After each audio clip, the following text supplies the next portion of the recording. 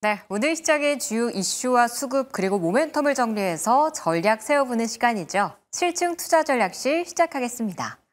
오늘은 다울투자증권 영업부 이성웅 부장, KM파트너스 김성훈 대표 나오셨습니다. 안녕하십니까? 성투. 네. 오늘 우리 시장 3,500을 바라보고 있는데 너무 힘이 없으신 거 아니에요? 좀 더 오늘 힘차게 부탁드릴게요. 먼저 시장에 또 종목이 오르려면 수급이 들어와야 한다는 이야기가 있잖아요. 오늘 시장에서 수급이 눈에 띄었던 종목들은 어떤 것들이 있었을지 수급본부 종목 열어보겠습니다. 첫 번째로는 삼성물산, 두 번째로는 온코닉 테라퓨틱스입니다. 먼저 삼성물산부터 이야기를 시작해 볼게요. 9월 우리 시작으로 좀 러브콜을 보내고 있는 외국인이 삼성물산을 17거래일 연속 매수하고 있는 상태입니다. 어떤 기대감으로 계속해서 러브콜을 던지고 있는 건지 두 분과 이야기 나눠보겠습니다. 먼저 삼성물산에 대한 한 줄평 이성웅 의원부터 김성훈 의원까지 들어볼게요. 우선 삼성물산 저는 여러 가지 그 주가를 올릴 수 있는 요인이 겹쳐졌다라고 판단되고 있고요. 그리고 이제 이 수급뿐만 아니라 여러 실적, 그리고 주주 환원, 또 신사업 이 부분이 많이 어울려서 주가가 계속해서 지금 잘 갈 확률이 높지 않나 이렇게 판단됩니다. 네, 실적, 주주 환원, 신사업까지 좀 삼박자가 어우러진 종목이다라는 한 줄평을 주셨고요. 김성훈 의원은요? 네. 삼성 지배구조 가치가 업그레이드 되면서 또 가장 큰 수혜를 받을 수 있는 삼성물산이 외국인들의 레이더망에 걸린 것 같고, 그리고 삼성바이오로직스의 인적 분할의 최대 수혜주로서 부각될 수 있는 시점이 다가오고 있다, 이렇게 말씀을 드려야 될 것 같습니다. 네, 지배구조 관련해서 좀 최대 수혜주로도 볼 수 있다라는 좀 평가를 주셨는데요. 김성훈 의원부터 좀 이야기를 시작해 볼게요. 네. 삼성물산이 이제 월간으로 보니까 주가 수익률이 벌써 17%나 반등을 줬더라고요. 생각보다 굉장히 빠르게 리레이팅이 되는 모습들. 그리고 삼성 일가가 지금 지분을 36% 보유한 삼성의 실질적인 이제 지주사라고 볼 수가 있는데, 삼성물산이 실제적으로 보면 삼성전자 지분을 현재로서는 약 5%밖에 보유를 하지 못하기 때문에, 사실 삼성물산 하면은 상반기에는 SMR 이 모멘텀으로 끌어올렸다면 하반기에는 이제부터 우리가 굉장히 많이 관심 있어 할 지배구조의 이 재편의 이슈가 부각이 되지 않을까라고 보고 있는데, 삼성바이오로직스가 이제 인적 분할에 시동을 거는데 이제 11월로 또 확정이 거의 됐습니다. 인가가 떨어져서 삼성바이오로직스 지분 42% 보유하고 있는데, 인적 분할 이후에 일부 매각하면서 삼성전자 지분을 추가로 이제 확보를 한다면 삼성전자의 모멘텀까지 좀 더 한 단계 더 업그레이드 되는 모멘텀이 보여질 것이라고 저는 예상이 되는데, 삼성생명의 약 또 19%를 보유한 또 이 지주사격이기 때문에, 사실 지금 보면은 삼성전자가 최근 들어서 이제 자사주 소각을 했잖아요. 네. 그러면서 금산 입법에 의해서 삼성생명의 삼성전자의 지분을 일부 이제 매각을 했거든요. 그래서 그런 부분으로 따졌을 때 삼성전자의 지휘권이 조금 약화될 수 있다. 거기에 삼성물산의 이번 지배구조 이슈가 굉장히 화두로 떠오를 수 있다라는 말씀을 드려봐야 될 것 같고, 삼성물산은 사실 실적으로는 그렇게 메리트가 크게 있다고 볼 수는 없거든요. 네. 3분기 영업이익 같은 경우도 YOY 기준 봤을 때도 이제 시장의 눈높이는 한 0.3% 정도 이제 YO 기준 하회를 또 예상하는데, 이게 건설 부분이 사실 지금 부진한 이 흐름을 계속 이어가기 때문에 이 건설 부분의 원자재 가격이 좀 안정화가 되려면 저는 한 4분기 정도 돼야 되지 않을까라고 보고 있어서 그 부분은 조금 제외를 시키려고 하고 있고요. 그리고 네 번째로는 자사주가 한 5% 정도 있는데, 그것을 26년도까지 전량 소각할 수 있는 예정이 되고 있기 때문에 네. 주주환원에 굉장히 큰 드라이브를 걸 수 있다. 그래서 점수를 조금 더 줘야 될 것 같아서, 삼성물산 보니까 요즘에 TP가 한 25만 원, 6만 원대로 계속 TP를 상향하고 맞아요. 있다는 점도 네. 굉장히 많이 또 우리가 긍정적으로 봐야 될 시점이 아닌가. 그리고 또 마지막으로 볼 게 SMR을 빼놓을 수가 없는데, SMR 같은 경우는 여러분들 다 아시다시피 웨스팅하우스와 전략적 협약을 22년도에 이제 맺었었고, 그리고 뉴스케일 파워의 지분 투자가 감행이 됐기 때문에 뉴스케일 파워가 최근에 SMR 수주가 굉장히 활발하게 이루어졌다. 그럼 낙수 효과고 낙수 효과를 통해서 두산에너밀리뿐만이 아니고 삼성물산까지도 그런 낙수 효과를 보일 수 있다는 점. 그리고 루마니아의 이제 이 설계 쪽을 담당하고 있는 부분을 계속 같이 진행을 하고 있기 때문에 유로팡 SMR 원전에 대한 모멘텀도 한번 계속 지켜봐야 될 시점 아닌가라고 보고 있습니다. 네, 본업에 대한 내용부터 지배구조 관련 내용들까지 쭉 정리를 해주셨는데요. 그럼 이제 이성웅 요원과도 좀 이야기를 시작해 볼게요. 아까 삼박자 이야기를 하시면서 실적도 하나 들어가 있었던 것 같은데 방금 이야기에는 3분기에는 좀 건설 때문에 실적이 살짝 부진할 수도 있다라는 이야기를 좀 하기도 하셨거든요. 네. 그런 부분은 어떻게 보세요? 근데 3분기 지금 뭐 영업이익 도 그렇고 매출액 같은 경우에도 제가 보더라도 이제 연간으로는 증가하고 분기적으로 봤을 때도 영업이익이 뭐 7,300억 이상은 지금 평가를 받는 건데 예전보다 많이 좋아진 거거든요. 네. 근데 이제 기대감으로 본다고 했을 때 삼성물산의 그런 주가적인 추세로 봤을 때는 실적이 못 따라간다는 느낌은 좀 있어요.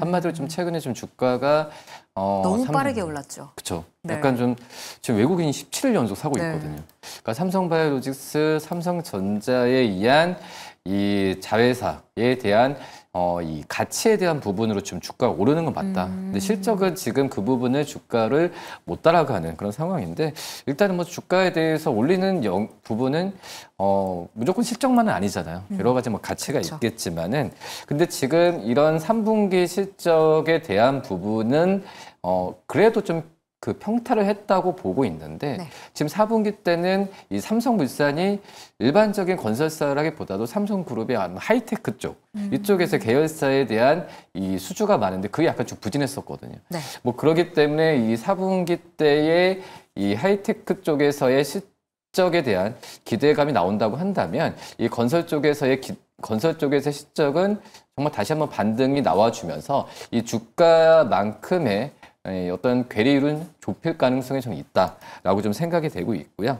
뭐 주주하는 부분 같은 경우 말씀을 하셔가지고 크게 뭐 크게 좀 말씀을 안 드리겠지만 신사업이라는 게 있거든요. SMR 말씀하셨지만 지금 이제 SMR 쪽에 실적에 잡히는 건 아니에요. 네. 하지만 이 태양광 쪽에서는 카텔에서 수주를 받고 여러 가지 활동을 본다고 한다면 이 삼성물산은 그 느낌이 좀 많이 강하잖아요. 그냥 일반 건설사가 아니라 지주사격인 건설사, 또 이제 건설뿐만 아니라 상사, 또 이제 엔터, 또 식음료 여러 부분을 많이 하고 있기 때문에 저는 삼성물산이 지금은 이 삼성전자와 삼성바이오로직스에 대한 이슈로 지금 많이 가고 있지만 결국은 실적이 여기에 더 뒷받침을 하면서 이 최근에 좀 신고가를 기록했지만 낙폭에 대한 부분은 분명히 제한시키면서 우상향할 가능성이 굉장히 높다라고 판단되고 있고요. 외국인들이 17일 연속 계속 산다는 부분은 그만큼 이제 삼성물산에 대한 확신이 좀 있다라는 부분도 좀 반증되지 않나라고 좀 생각이 좀 되고 있고 네. 목표 주가도 지금 뭐 신고가를 기록하고 있지만 계속 상향을 하고 있거든요. 네. 뭐 그렇기 때문에 추가적인 상승 랠리는 계속 이어지지 않을까라고 판단됩니다. 오히려 4분기부터는 그래도 실적이 좀 안정화될 것이기 때문에 기존보다 개선된다는 점에 좀 포인트를 두고 계시다는 의견을 주셨는데요. 그렇다면 지금 추가 상승도 가능하다는 쪽으로 보고 계신 건지 보유자분들은 좀 어떤 전략을 쓰는 게 좋을지 이성웅 의원께 좀 여쭤볼게요. 저는 보유도 괜찮고 지금 현재 어떤 추세 같은 경우가 신고가, 지금 삼성물산도 지금 신고가를 기록했잖아요. 네. 그러니까 신고가에 대한 부분을 뭐 부담스럽다 이런 것보다도 오히려 좀 매수 신호로 생각하셨으면 좋겠어요. 뭐 근데 이제 일반적인 뭐 테마나 이슈에 의해서 급등하는 종목들이 아니라 이렇게 삼성물산처럼 뭐 실적에 대한 부분이 베이스로 좀 돼 있고 그리고 눈에 보이는 어떤 가치 부분이 확인되는 종목들은 오히려 신고가에 대한 부분은 매수 신호로 판단해도 나쁘지 않다라고 판단되고 있고요. 뭐 그렇기 때문에 최근에 몇 년 동안 봤을 때도 이 건설주들에 대한 매수가 참 들어가기 좀 힘들거든요. 네. 근데 오히려 지금 이제 건설주도 안에서도 이 삼성물산이 일반 전통적인 건설사라기보다도 여러 이제 사업 부분을 많이 하는 어떤 종합적인 지주회사격 건설회사인데 이런 종목들 같은 경우에는 이 건설 업황이 회복에 대한 부분을 정확하게 뭐 금리 인하를 한다고 하더라도 정확하게 예견할 수는 없지만은 이 포트에는 건설 종목에 대한 부분은 좀 이제 편입을 한다는 관점에서 삼성물산을 좀 매수하는 관점도 괜찮지 않을까라고 판단됩니다. 오히려 신고가 부근에 달리는 말에 좀 올라타는 전략도 괜찮은 종목이다란 이성우 의원의 이야기까지 들어봤습니다.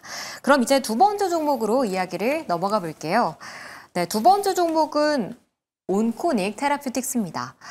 오늘 외국인과 기관의 동반 순매수가 유입되면서 10%의 강세를 보였습니다. 최근 또 무상증자 이슈가 있었던 종목이기도 했는데 어떤 모멘텀으로 들썩이고 있는 건지 두 번째 종목으로 이야기 나눠보겠습니다. 먼저 두 분의 한 줄평부터 들어볼게요.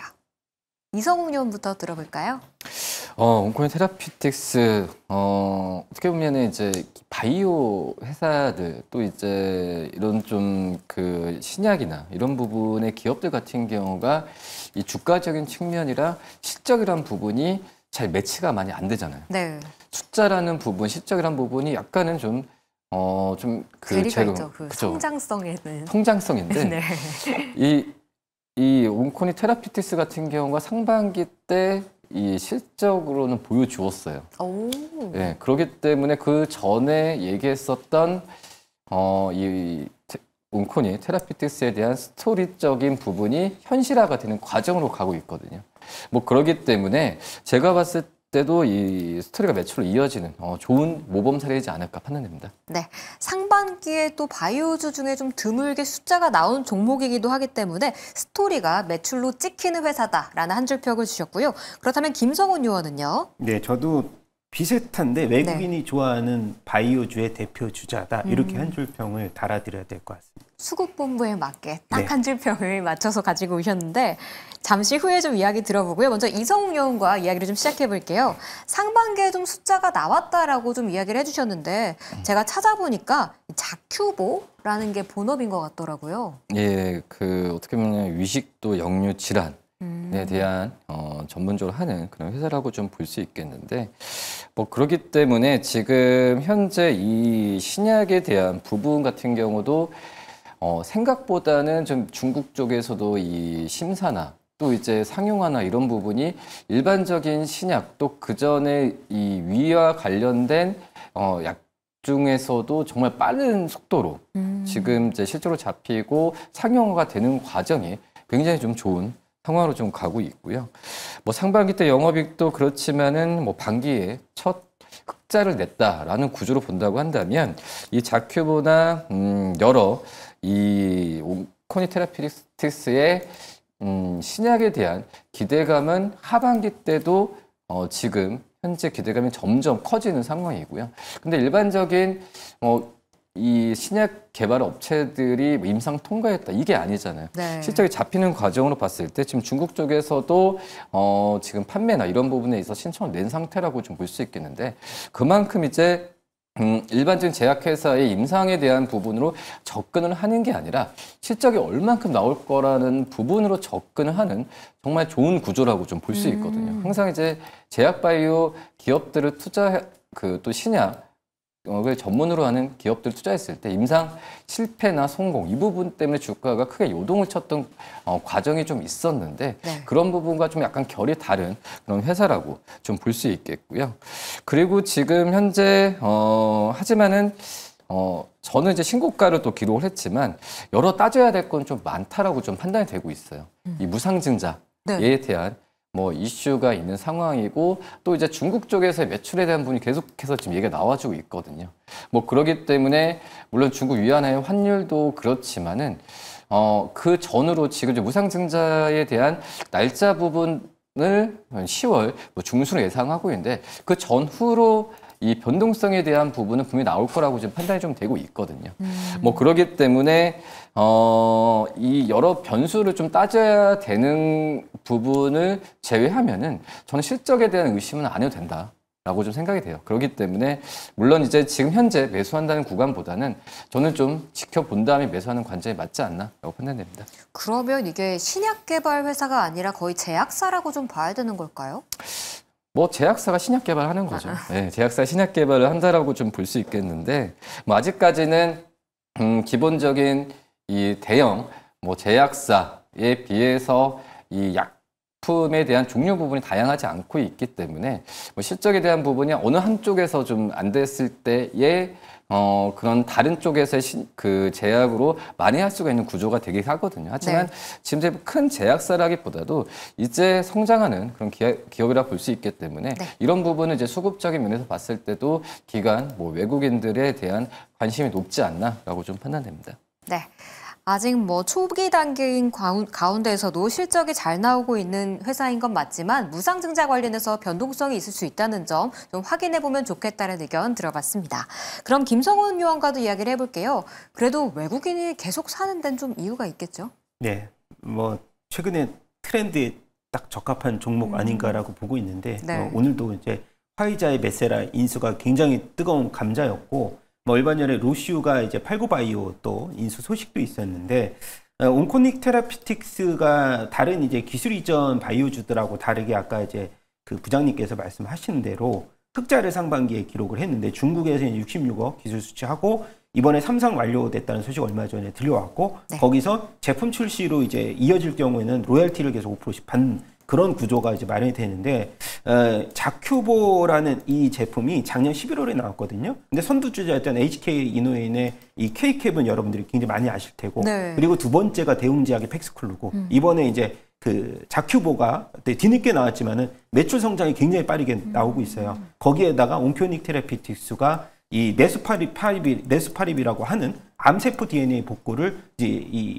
복구를 차단시키는 그런 플랫폼을 갖고 있거든요. 이게 국내에서 임상 2상 진행 중인데 그런 부분까지 아마 주가에 좀 더 작용을 하지 않았나라고 보고 있고 또 하나 이제 무상증자 얘기는 나오면서도 주가가 먼저 이제 선반영을 좀 많이 한 상황인데 오늘 10%대가 오른 이유는 상대적으로 온코닉 테라피틱스의 시가총액이 아직 이제 기술 이전 기업 대비해서는 보통 이제 기술 이전 기업이 상대적으로 올릭스라는 기업하고 이제 저희가 좀 말씀을 드려야 되는데 올릭스가 벌써 한 2조가 돌파됐거든요. 근데 이것도 이제 온코닉 테라피틱스도 기술 이전의 하나의 이제 뭐 그 랩테이션이 있는데도 불구하고 아직까지 시가총액이 5천억이다.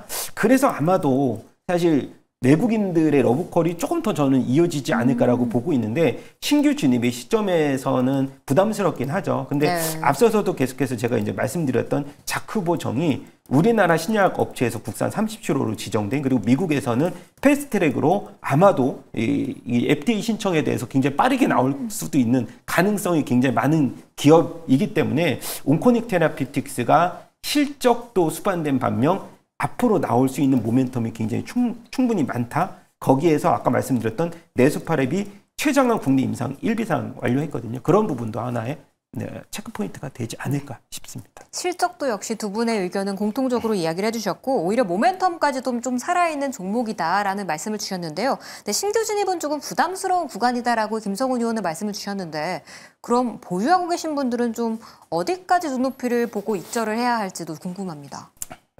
저도 이제 한 달 전에 온코닉 테라피틱스를 많이 이제 커버를 했었는데 월간 수익이 벌써 한 80%거든요. 그래서 저는 온코닉 테라피틱스가 신규 진입보다는 보유자 영역이 굉장히 색깔이 컬러가 좀 강하다. 근데 이러한 추세적인 바이오주의 흐름을 좀 타서는 좀 조심스럽죠. 그래서 1조 정도는 한번 찍고 빠지지 않을까라고 보고 있는데 장기적인 말씀을 드려보고 싶은 생각입니다. 당장 이렇게 바로 찍는 건 아니겠죠.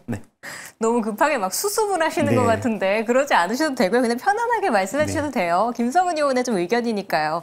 지금 온코닉 테라피틱스 시가총액은 좀 5,300억 정도의 수준에 머물고 있는데 2배, 뭐 1조 원까지도 오히려 바이오주는 뭐 미래를 보고 먹고 사는 종목이기도 하니까요. 그런 김성훈 의원의 개인적인 의견까지 좀 들어봤던 종목이었습니다. 이제는 좀 이슈 본부로 넘어가야 할 것 같긴 한데 먼저 온코닉 테라피틱스에 대해서 이야기 하나 더 나눠볼게요.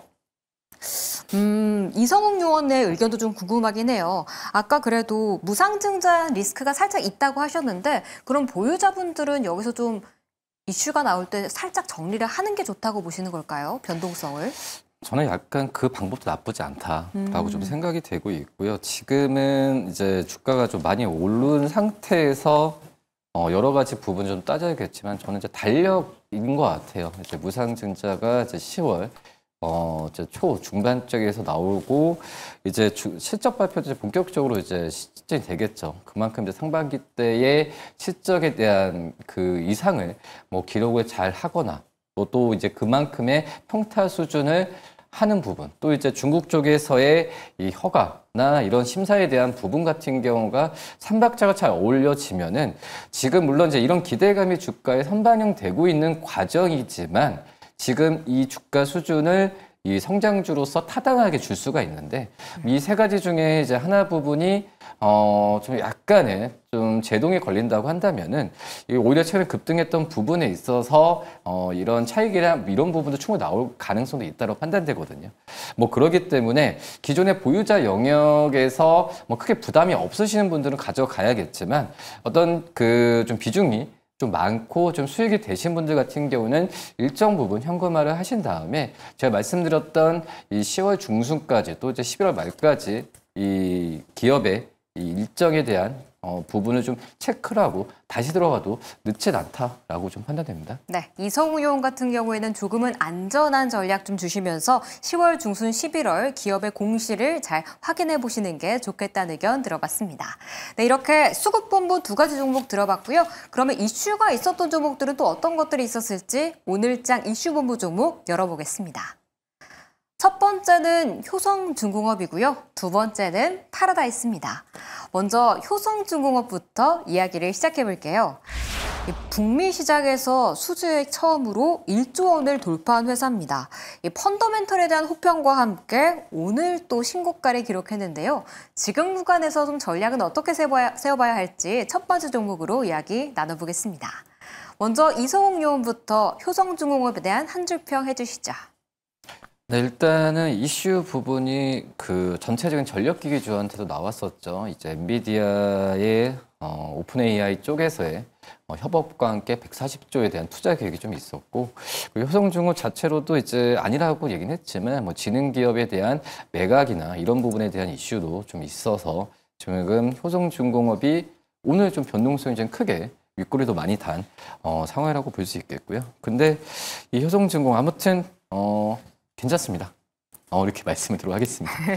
네, 기존 본업도 좋은데 오늘 엔비디아 뉴스까지 나오면서 굉장한 탄력을 받았다. 뭐 윗꼬리가 달리기는 했지만 그래도 괜찮다라는 좀 한 줄평 주셨고요. 김성훈 의원의 의견도 궁금합니다. 네, 한 줄평은 뭐 북미, 유럽 다변화된 포트폴리오를 갖고 있는 변압기의 1등 뭐 대장주로서의 성격이 강하고 오늘 같은 경우는 블랙록하고 AI 데이터 센터 이런 그 협력 이 소식이 들려오면서 이재명 대통령과 이 핑크 회장의 또 한국 초청 얘기까지 있기 때문에 아마 변압기가 그동안에 좀 많이 쉬었잖아요. 반도체 네. 대비해서. 그래서 오늘 반등폭을 좀 보였다가 좀 윗꼬리가 달린 건 아쉽지만 그래도 변압기에 또 어느 정도의 스포트라이트를 받을 타이밍이 조금 더 오지 않았을까라고 보고 있습니다.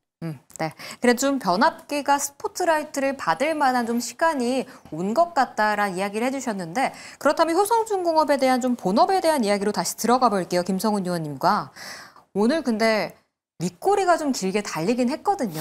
좀 비싼 구간인 것도 맞는 것 같은데 네. 이 모멘텀이 200만 원까지 뭐 만들 수 있을까요?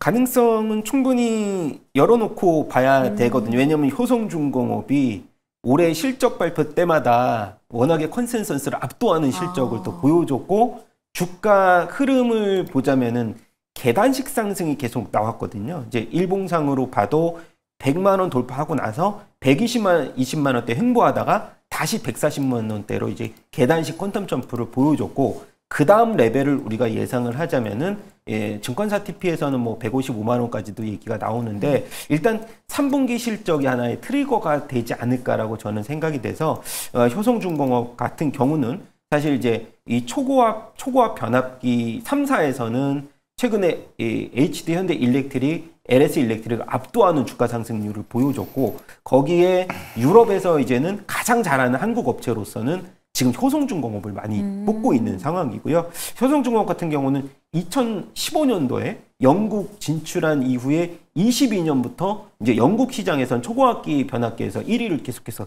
달리고 있다라는 말씀을 드려야 될 것 같고 독일 시장에서 이제 진출을 하면서 캐파를 계속해서 키워나가고 있고 미국 시장에서는 이제 테네시주에서 멤피스 공장에서 초과학 변압기를 미국 내에서는 유일하게 만들 수 있는 이 공장은 효성중공 공장이 유일하거든요. 그래서 네. 여러 가지 이슈가 많이 혼재돼 있고 그다음에 가장 중요한 게 그러면 변압기는 수주 잔고도 되게 중요한데 원체 이제 이 잔고에서 이렇게 민감한 또 사업이니까 보면은 매출이 4조 8천억이자 작년 기준으로 지금 수주잔고가 10조가 넘었거든요. 그래서 저는 한 3년간의 이런 그 변압기에 계속해서 쇼티지는 뭐 미국발, 유럽발 계속 이어질 것이다라고 보고 있는데 거기서 3개사가 대형 3개사, 일진정일 포함해서 4개사인데 4개사가 계속해서 엎치락뒤치락 하면서 주가의 리레이팅을 좀 보여주지 않을까라고 보고 있습니다. 네. 수주잔고 뭐 10조 원이 쌓여 있기 때문에 향후 뭐 3년간은 문제 없을 것 같고 변압기 4사 내에서 좀 엎치락뒤치락하면서 상승세를 보일 것 같다는 김성훈 의원의 의견 들어봤습니다. 그럼 이성훈 의원과도 좀 이야기를 해볼게요. 기존 안정성도 좋지만 엔비디아 효과까지 좀 받았다라고 이야기를 해주셨어요. 근데 사실 좀 많이 올라왔기 때문인지 부담스러운 구간이기 때문에 HD나 뭐 LS를 볼까 이런 생각하시는 분들도 계실 것 같거든요. 근데 이제 효성중공업 자체가 좀 다른 이 전선 회사랑 틀린 부분이 중공업이라는 이 자체가 뭐 건설 쪽도 있고 여러 전력 설계, 여러 그 사업 부분을 많이 좀 하고 있는 그런 기업이거든요. 그렇기 때문에 지금 이제 수주 잔고도 10조 이상 말씀하셨는데 역시 수주 잔고에 따라서 효성중공업의 주가도 좀 안정적으로 잘 가고 있다는 점에서 봤을 땐 앞서서 제가 좀 말씀을 드렸다시피 이 삼성물산도 그렇지만은 이 실적이 안정적으로 받쳐진 기업들은 신고가가 나왔을 때는 우리 매수신으로 판단을 해도 나쁘지 네. 않다라고 좀 생각이 되고 있고요. 오히려 지금 이 엔비디아 이 140조 투자 얘기 나왔을 때 엔비디아와 관련된 이슈가 나왔을 때는 관련된 기업들이 급등하잖아요. 네. 근데 이제 효성중공업 같은 경우에도 물론 다른 이제 전선 회사들 같은 경우에도 상승세를 좀 보여주었지만 오히려 그거에 좀 반응하지 않고 좀 꿋꿋이 효성중공업만의 뭐 주가만 봤을 때도 길을 가고 있다는 느낌이 굉장히 좀 크거든요. 뭐 그렇기 때문에 오히려 저희가 지금 효성중공업 이슈적인 측면에서 접근하는데 엔비디아 이슈 나와서 주가 좀 급등했으면은 한 번쯤은 트레이딩 관점을 좀 말씀을 드리지만은 저는 오히려 오늘 주가 수준을 보면은 매수 관점을 좀 가져가도 나쁘지 않다라고 좀 생각이 되고 있고 뭐 그렇기 때문에 지금 현재 뭐 해상풍력도 이재명 현재 정부에서 좀 얘기를 다시 한번 뭐 서해안고속도로 그렇고 얘기가 나왔던 걸 본다고 하면은 지금 현재 여러 가지 정부 정책 또 글로벌적인 이슈적인 측면에서 봤을 때도 또 이제 실적적인 측면에서 보면은 효성중공업이 이 다른 이 전력기기 뭐 변압기 쪽에서의 관련된 기업들에 비하면은 좀 안정적으로 좀 매수해도 괜찮지 않을까라고 좀 생각이 되고 있고요. 네. 그리고 이제 이 유럽 쪽에서 또 뿐만 아니라 지금 진행하는 이 매출 규모로 본다고 하면 미국 쪽에서의 비중이 점점 높아지고 있거든요. 네. 프로젝트에 대한 규모만 본다고 하면은 그렇기 때문에 효성중공업은 유럽이 아니라 이제 유럽과 미국에 대한 부분에 있어서 글로벌적인 선진 시장을 이 개척하는 우리나라에서도 지금 전력기기 업체에서는 가장 좀 그 원탑이지 않을까라고 판단됩니다. 유럽과 미국 시장에 다 러브콜을 좀 던지고 있는 회사다라고 이야기를 해주시면서 지금 신규 매수도 가능한 구간이다라는 이야기를 해주셨는데요. 생각보다 굉장히 공격적인 분위기네요. 만약에 주가 수준 같은 경우가 뭐 급등을 하고 뭐 했으면은 좀 약간은 신규 매수에 대해서 강력하게 말씀 못 드리지만 정말 안정적으로 주가가 좀 잘 가고 있거든요. 네. 그 부분 같은 경우도 주가에 대한 좀 매수 관점을 좀 쉽게 좀 가져갈 수 있지 않을까라고 좀 생각이 되고 있고 그리고 지금 현재 증권사들 같은 경우에도 물론 증권사들 목표 주가를 제시하는 게 답은 아니잖아요. 네. 하지만 이 효성중공업의 이 실적과 수주에 맞춰서 뭐 차근차근히 목표 주가를 올리고 있거든요. 뭐 그렇기 때문에 저는 효성중공업은 좀 안전하게 좀 지금 현재 증권사들도 지금 160만 원 근처까지도 올리고 있는 상황이기 때문에 매수한다는 관점도 나쁘지 않다라고 판단됩니다. 네. 그러면 보유자분들은 그냥 차분하게 수익률 극대화하시면 되는 걸까요? 그건 당연한 것 같아요. 네, 보유 관점을 알겠습니다. 꾸준히 유지하시면 괜찮지 않을까 판단됩니다. 네, 효성중공업 같은 경우에는 좀 가격이 좀 전 비싸다고 생각을 하긴 했는데 오히려 더 완만하게 올라왔기 때문에 지금 구간에서 신규 매수도 괜찮다란 이성웅 의원의 의견까지 좀 투자에 참고해 보시길 바라겠습니다. 그럼 이제 이슈본부 두 번째 종목으로 넘어가 보시죠. 네, 두 번째 종목은 파라다이스입니다. 중국인 단체 관광객의 무비자 입국 D-7일로 딱 일주일 남겨두고 있는 상태입니다. 이 뉴스를 얻고 오늘 연고점을 경신했는데요. 지금 구간에서의 전략은 어떻게 세워야 할지 두 번째 종목으로 다뤄볼게요. 먼저 이성웅 의원부터 한 줄 평 해주시죠. 네, 우선 전 사업 부분 쪽에서의 고른 업황 성장이 보인다 볼 수 있겠고요. 물론 이제 뭐 카지노도 그렇고 이제 호텔 또 이제 레저 쪽 여러 가지 부분에 있어서 또 폭발적인 성장이라기보다도 저는 이제 그 전에 맞춰졌던 스토리가 전체 사업 부분에 차근차근 적용이 되는 좋은 과정이지 않나라고 판단됩니다. 네, 카지노, 레저, 전 사업이 좀 굉장히 좋게 이루어지고 있다라는 이야기를 해주셨고요. 김성훈 의원은요? 네, 중국 K관광의 최대 수혜주지 않을까라고 말씀을 드려야 될 것 같은데 이번에 새롭게 나온 기사를 여러분들이 다 아실 텐데요. 인천 영종도에 한진그룹이 이제 자회사로 보유하고 있는 그랜드 하얏트 호텔 이제 웨스타워 인수 소식이 있었습니다. 2,100억 원에. 그러면서 객실수가 매머드급으로 증가한다는 또 소식까지 한번 접해 본다면 지금 무비자 입국에서 파라다이스가 또 대장주의를 가질 수 있는 가능성들을 좀 열어놓고 지켜보자 이렇게 말씀을 드려야 될 것 같습니다. 네, 중국인 관광객 많이 들어왔을 때 오히려 최대 수혜주가 될 수 있는 회사다라는 좀 평가를 주셨는데요. 먼저 이성웅 의원과 좀 이야기를 시작해 볼게요. 레저, 카지노 다 좋다는 이야기를 주셨는데 근데 꽤 많이 올라오지 않았나요, 파라다이스? 근데 그 2분기 실적도 그렇고 올해 상반기 실적을 본다고 한다면은 충분히 주가가 실적에 잘 반영을 하고 있다라는 느낌이 많이 크거든요. 그렇기 때문에 저는 이제 이 파라다이스도 오늘 좀 말씀드리는 종목들 전부 다 신고가인데. 그러니까 제가 그래서 계속 오늘 자꾸 부정적인 질문을 드리게 되는 것 같긴 한데 네. 너무 다 신고가거든요. 근데 지금 시장은 어쩔 수 없는 것 같아요. 네. 신고가 기록한 종목들의 그 이유가 지금 다 스토리가 다 있는 타당한 상황이기 종목들이기 때문에. 때문에. 네. 그렇기 때문에 지금 신고가에 대한 부분도 역시 파라다이스도 매수 신호로 생각해도 괜찮지 않을까라고 좀 판단되고 있고요.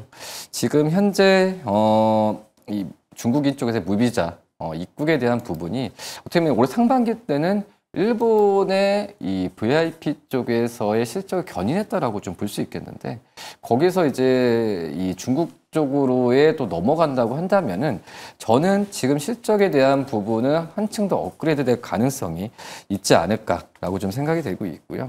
그렇기 때문에 물론 이제 글로벌적인 경기나 이런 부분도 뭐 환율이나 많이 고려를 해야 되는 게 이제 카지노 업종이라고 좀 볼 수 있지만 근데 제가 지금 현재 관광객 추이나 봤을 때도 인바운드 쪽 관광객은 줄 가능성은 많이 없는 것 같아요. 네. 예, 그렇기 때문에 지금 이제 카지노 그 방문객이나 또 이제 뭐 드랍백 또 이제 이런 부분 같은 경우에는 증가할 수밖에 없는 상황으로 가지 않을까라고 판단되고 있고 그리고 이제 상대적으로 이제 우리나라에 대한 인바운드 그 고객들이 어떤 관광지를 찾는 것보다도 앵커님께서도 호캉스 같은 거 좋아하시잖아요.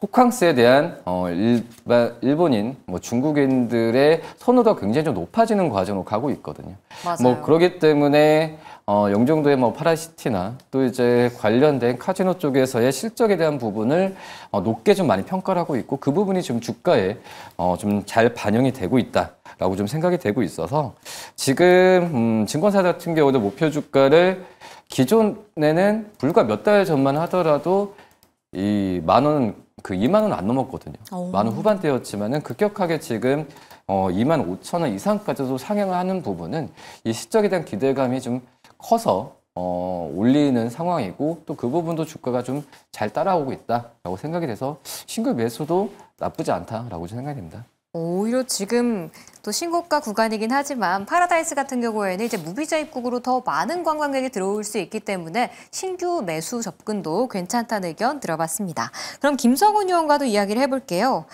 이 관광객들 정말 많긴 하더라고요. 네. 근데 보니까 예전에는 어디 유적지 같은 데를 갔다면 요즘은 항상 피부과 가고 쇼핑하고 이런 것만 하는 것 같긴 해요. 그래서 카지노나 오히려 호텔이 더 인기를 끌지 않을까 싶기도 하거든요. 네. 뭐 당일치기로 오시는 분은 거의 없을 거고 당일치기로 오시는 분을 봤는데 뭐 일본에서 SNS를 제가 봤는데 피부과 보셨군요? 갔다가 네, 뭐 저도 떡볶이 봤어요. 먹고 가시는 분도 있고 그다음에 중국의 모멘텀을 간략하게 또 얘기하자면은 앞서서도 많은 얘기를 드렸지만은 서울병에 이 걸린 중국의 MZ 세대 이 치료제가 없거든요. 다시 오는 수밖에 한국을. 그래서 그런 부분 보면은 지금 파라다이스의 이 행보가 지금의 이런 에이펙 정상회담에 연결돼서 오늘 보니까는 트럼프의 또 백악관에서 이 김정은과 대화할 용의가 있다라고 하면서 오늘 아난티도 이제 주가가 바닥에서 네. 좀 반등을 보이는 이제 이 남북 경협주까지도 좀 들썩 있는 모습 보여주고 있고요.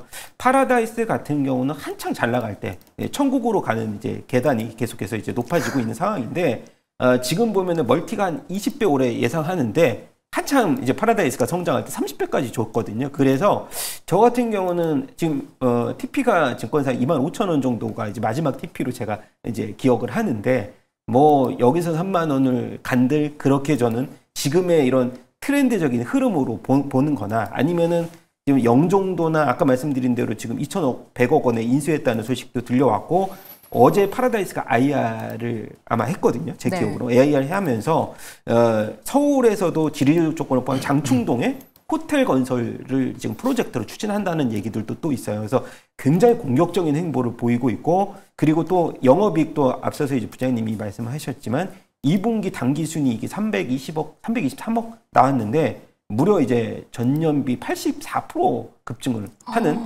실적의 기염을 토해했다. 근데 2분기는 일본 VIP만으로 이렇게 실적을 잘 냈다면 3분기, 4분기가 얼마나 좋을 건지 그것은 사실 컨센서스를 좀 많이 상회를 할 수도 있겠다라는 생각은 저는 들어오고 있어서 지금 보면은 파라다이스와 함께 뭐 롯데 관광개발도 지금 신고가 영역에 계속 네. 나와 있는 상황에서 본다면 지금 흐름으로 보면 이제 에이펙 정상회담의 호재와 더불어서 무비자 입국이 이제 7일 남았는데 스타트가 되면 그 통계를 계속 우리가 보신다면은 충분히 더 큰 또 주가에 한번 모멘텀이 나오지 않을까 생각합니다. 그렇다면 보유하고 계신 분들은 천국으로 가는 계단 좀 몇 층까지 봐야 할지도 궁금하고요.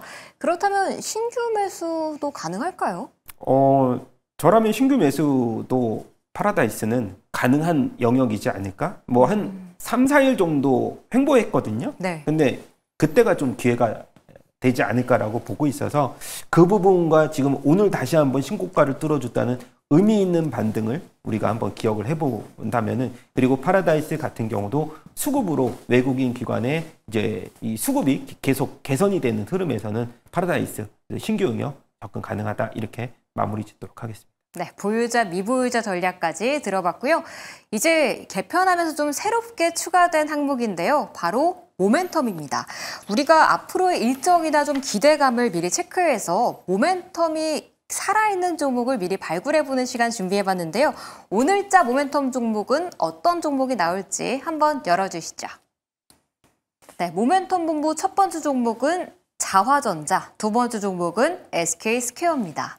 첫 번째 자화전자부터 들어가 볼게요. 아이폰 그림이 딱 보이곤 하는데 바로 아이폰 17 내 점유율 확대로 인한 수혜를 받을 것으로 잘 알려져 있는 종목이기도 합니다.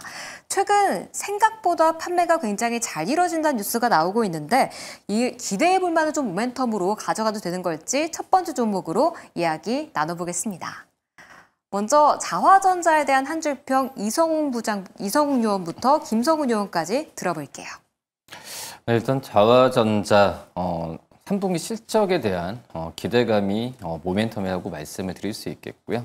뭐 지금 현재 2분기 대비해서 당역자 전환, 그리고 작년 이 3분기 대비해서도 이 300% 이상의 실적이 나올 가능성이 크기 때문에 이 실적이 모멘텀이다라고 말씀을 드리고 하겠습니다. 네, 실적이 모멘텀이 되는 종목이다라고 한 줄평을 주셨고요. 김성훈 요원은요? 예, 비슷한 말씀을 드려야 될 것 같은데 실적으로 보여줄 때다. 근데 이제 자화전자가 상반기에 조금 이제 부진한 실적을 보여줬기 때문에 하반기가 굉장히 중요한데 하반기는 앞서서도 아이폰 17에 대한 점유율 상승에 또 수혜주가 몇 개 있는데 거기 자회전자를 포함시켜야 되지 않을까라고 보고 있습니다. 네, 알겠습니다.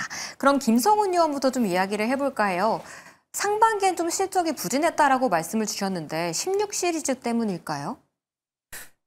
뭐 그런 여파도 당연히 있을 거고, 근데 지금 자화전자가 한동안에 이제 이 1, 2분기 원래 이제 24년도는 그래도 나쁜 실적은 아니었기 때문에 그래서 일회성에 대한 이제 잠깐의 실적 부진이 일부는 있었다라고 보는데 그게 어떻게 보면은 하반기의 모멘텀 쪽으로 더 긍정적인 역할을 할 수 있는 또 리커버리가 되지 않을까라고 저는 생각이 되는데요.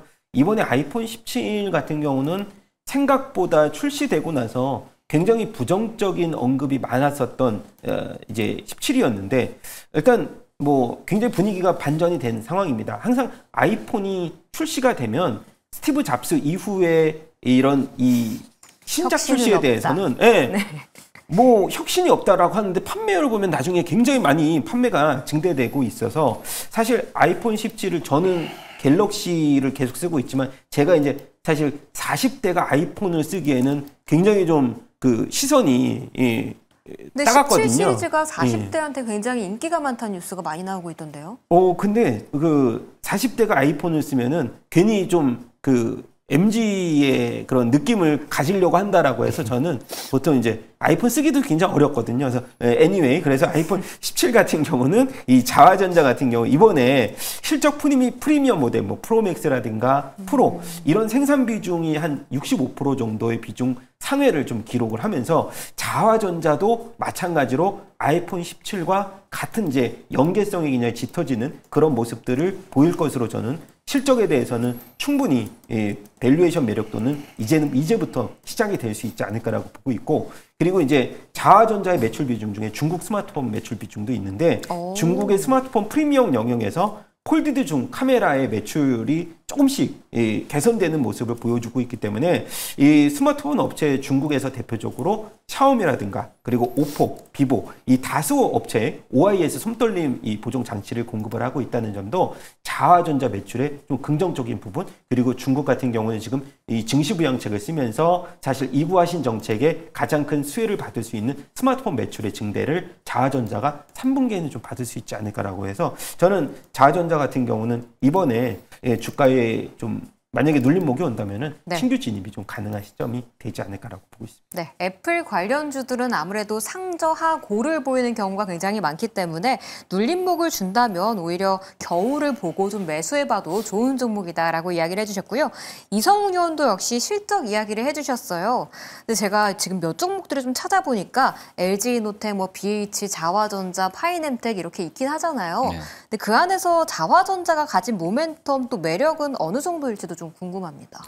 일단은 그 기업들 대비해서는 3분기 실적에 대한 추정치가 좀 많이 높아진 그런 상황이고 일단 이 아이폰 쪽에서의 그 17번째 시리즈가 지금 현재 관련 기업들의 주가를 많이 좀 올리고 있는 상황이지만 그 기업들 안에서도 3분기 실적에 대한 기대감은 그전부터 자화전자 많이 나왔었거든요.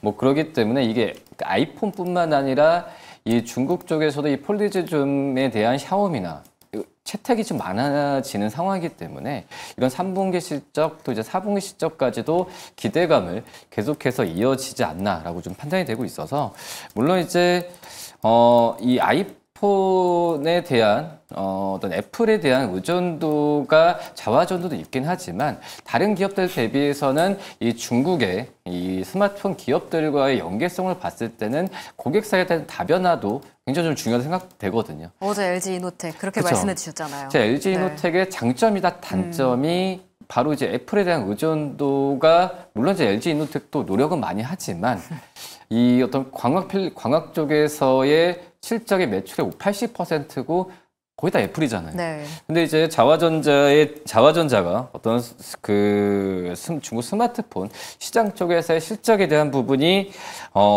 이 고배율 줌으로 됐을 때 이 자화전자의 실적에 대한 다변화 부분은 그나마 좀 이 애플에 대한 의존도를 낮춘다는 측면에서 보면은 이 애플 관련주 중에서는 좀 안정적으로 들어갈 수 있지 않을까라고 좀 생각이 되고 있고요. 그리고 이제 삼성전자 갤럭시 Z 폴드 이제 7번째 같은 경우에도 지금 굉장히 평가가 나와주고 있기 때문에 고객사가 정말 다양하다는 점에서 좀 저는 이제 자화전자에 좀 긍정적으로 좀 말씀을 좀 드리도록 하겠고, 네. 그리고 이제 휴머노이드 쪽 이 기술 바탕으로 로봇 사업에도 진출을 많이 하고 있는 상황인데, 여러 모멘텀이 그냥 단순한 어떤 테마 이슈로 끝나는 게 아니라 실적에 대한 부분이 받쳐준다고 한다면 이런 랠리 부분은 계속 이어질 수 있지 않을까라고 판단됩니다. 네, 좀 벤더사를 여러 개를 가지고 있다는 점이 자화전자의 좀 장점이다라고 좀 이야기를 해주셨는데요. 그렇다면 좀 목표가는 어디까지 잡고 신규 진입해볼지도 좀 궁금합니다. 일단은 지금 증권사들 같은 경우에도 목표 주가는 지금 27,000원까지 계속 지금 제시를 하는 상황인데, 우선 지금 그 50주 신고가는 이미 돌파한 상황이라고 네. 좀 볼 수 있겠고, 저희가 계속 지금 신고가 나오는 종목들을 좀 말씀을 좀 계속 드리고 있는 오늘 상황인데, 신고가 특집인가요? 네. 네, 근데 그럴 수밖에 없는 게 그런 부분에 대한 모멘텀이 좀 확실하거든요. 자화전자도. 뭐 그렇기 때문에 저는 이 자화전자도 신규 매수도 괜찮지 않을까라고 판단되고 있고, 우선 짧게 지금 이제 21,400원으로 오늘 끝났는데 10% 정도로 해서 23,000원 후반 정도로 다 잡아도 나쁘지 않고, 그리고 이 23,000원 후반을 돌파했을 때는 제가 어제 말씀드렸지만 목표 주가가 매도하라는 게 아니거든요. 네. 여러 가지 모멘텀이 잘 반영이 되는 과정을 증명하는 게 목표가 도달이기 때문에 추가 매수 관점도 나쁘지 않다라고 좀 생각이 되고 있고, 그리고 이제 번외 얘기지만 오랜만에 이제 그 스마트폰 관련 기업들의 주가가 좀 많이 좀 좋아지고 있어요. 네. 뭐 그러기 때문에 거기 안에서도 선별하는 전략도 또 관심도 다시 한번 좀 필요하지 않나라고 판단됩니다. 네, 23,000원 후반대를 좀 지지선으로 잡고 대응해 보시는 것도 좋겠다는 의견까지 들어봤습니다. 그렇다면 이제 모멘텀 본부 두 번째 종목으로 이야기를 넘겨볼게요.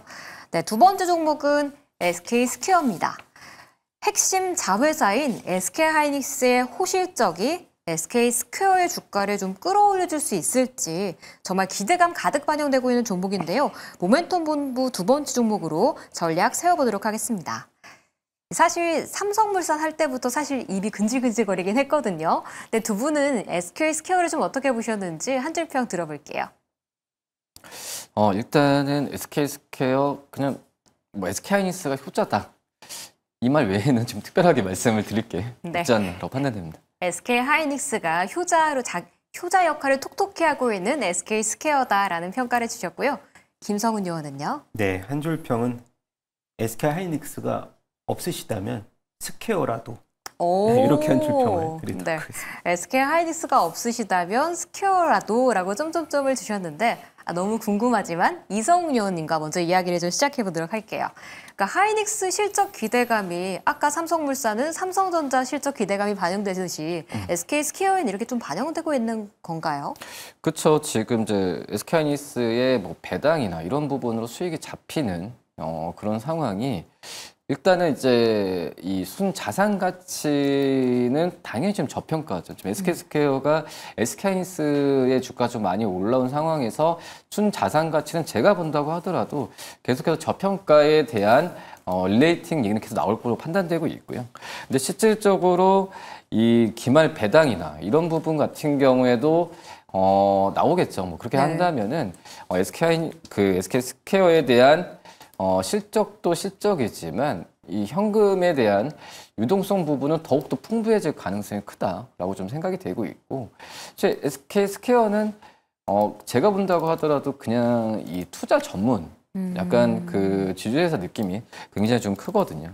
뭐 그러기 때문에 2분기 말 현금 보유액으로 갔을 때도 지금 그 1조 1,300억인데 1분기 말 대비해서도 7,300억이 들었어요. 오. 뭐 그런 걸 본다고 하면은 이 연결 현금이나 여러 가지 봤을 때도 이 2조 가까이 늘어날 가능성이 크다라고 좀 판단되고 있는데, 뭐 그렇기 때문에 이 SK스퀘어 일반적인 사업 부분 쪽을 얘기하는 건 아닌 것 같고요.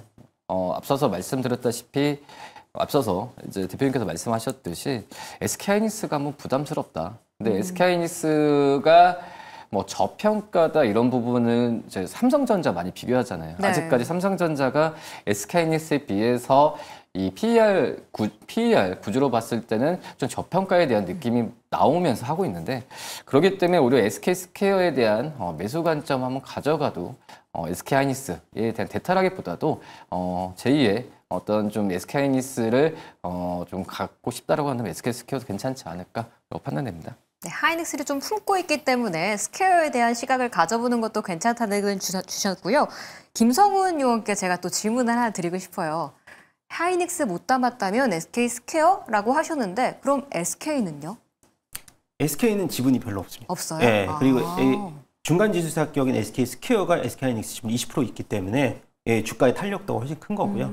그리고 SK 하이닉스가 지금 내년 실적 53조 보고 영업이익의 이 컨센서스를 또 크게 상회할 것이라는 얘기 나오면서 또 낙수 효과를 보이는 것이 또 SK 스퀘어고 스퀘어 같은 경우는 자사주 매입을 지금 한 5번 정도 했거든요. 매입하고 소각하고 이번에 마지막 또 자사주 매입하고 또 소각이 있는데 그런 부분 또 나온다면은 밸류 가치 좀 더 증가될 수 있다 이렇게 보여지는 상황에서 SK 스퀘어만의 이제 강점 마지막으로 얘기하면은 투자 회사잖아요. 네. 이번에 일본의 AI 투자 회사 반도체 회사를 LIG 넥스원 뭐 하이닉스랑 공동 투자했기 때문에 거기서 나오는 또 마진율도 또 우리가 기대해 볼 수 있을 만하다 그렇게 말씀을 드려야 될 것 같습니다. 네, 그렇다면 보유자나 미보유자 전략도 짧게 들어볼게요.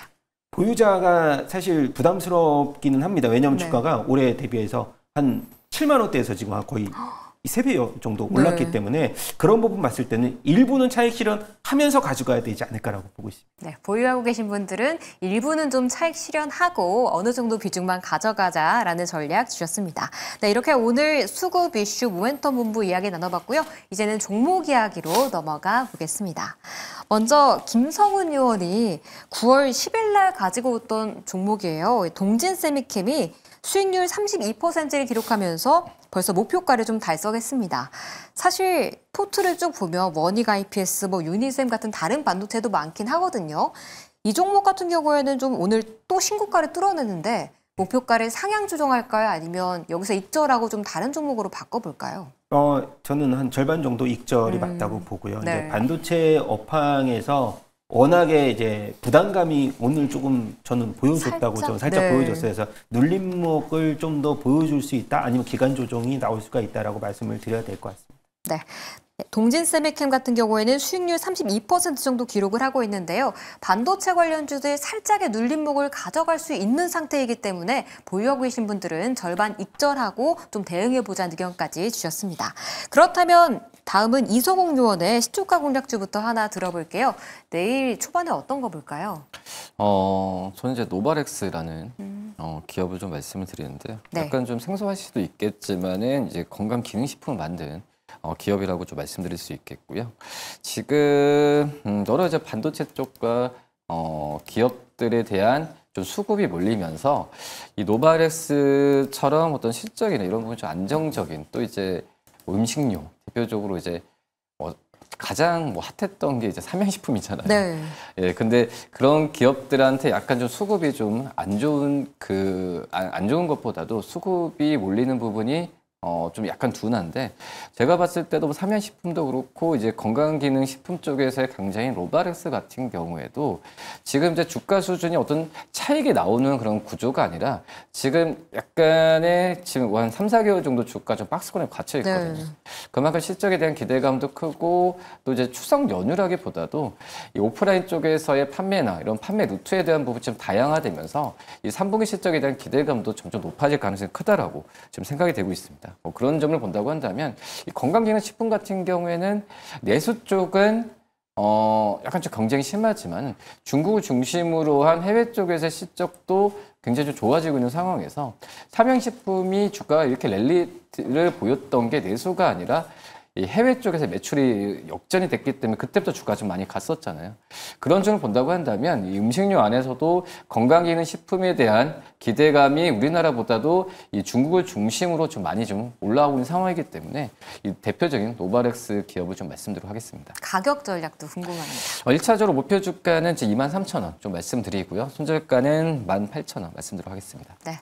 음식료에서 건기식까지 넓혀서 노바렉스 목표가 23,000원, 손절가 18,000원 짚어주셨습니다. 다음 김성훈 의원의 시초가 공략주도 하나 들어볼게요. 네, 짧게 말씀드리면 G2G 바이오인데요. 제2의 펩트론이 될 만한 종목인데 사실 G2G 바이오 같은 경우는 이용 대표가 원래 펩트론에서 16년까지 연구소장으로 있다가 지금 이전을 해서 펩트론 공장 바로 옆에다 지금 짓고 있거든요. 네. 근데 지금 보면은 장기 지속형에 대한 트렌드가 계속 이어지고 있는 상황에서 펩트론이 7조 원대에서 지금 머물러 있는데 사실 굉장히 이제 G2G 바이오는 시총액도 지금 1조 정도 수준으로 저렴한데 주가는 사실 상장한 지 얼마 안 돼 가지고 반등폭을 좀 많이 보였다는 점은 좀 부담스럽긴 하지만은 일단 제2공장 완공될 경우 연간 최대 700만 명분의 약초 지속형 주사제를 생산할 수 있는 대형 공장을 지금 짓고 있는 상황에서 하나의 빅파마와 연결이 추가적으로 된다라면 주가에 또 한 단계 리레이팅 가능하다고 말씀을 드려보고 싶고요. 목표가는 30만 원, 손절가 20만 원 제시하도록 하겠습니다. 네. 추가 계약 기대감 있는 G2G 바이오 목표가 30만 원, 손절가 20만 원 짚어주셨습니다. 네, 오늘 두 분의 의원들과 오늘장 이야기부터 내일장 전략까지 좀 세워봤는데요. 두 분은 여기서 보내드릴게요. 오늘 말씀 감사합니다.